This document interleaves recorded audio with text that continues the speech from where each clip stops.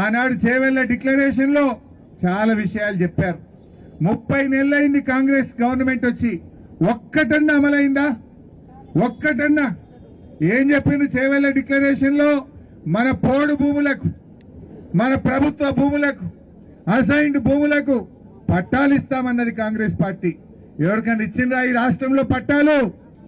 ఎస్సీలకు, ఎస్టీలకు అసైన్డ్ భూములకు పట్టాలు ఇస్తామని చెప్పి పట్టాలు ఇవ్వలేదు. కానీ రేవంత్ రెడ్డి ముఖ్యమంత్రి అయినాక 50,000 ఎకరాలు ఎస్సీ ఎస్టీల భూములు లాక్కున్నాడు.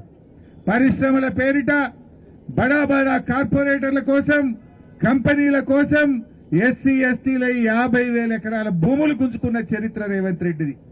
చెప్పిందేమో పట్టాలు ఇస్తా అన్నాడు, పట్టాలు ఇవ్వలేదు. కానీ 50,000 ఎకరాల ఎస్సీ ఎస్టీ భూములు లాక్కున్నాడు.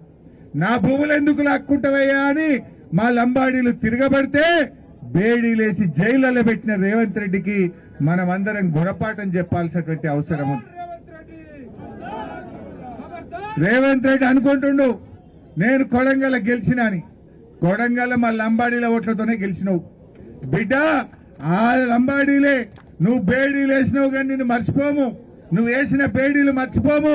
తప్పకుండా ఈ లంబాడి బిడ్డ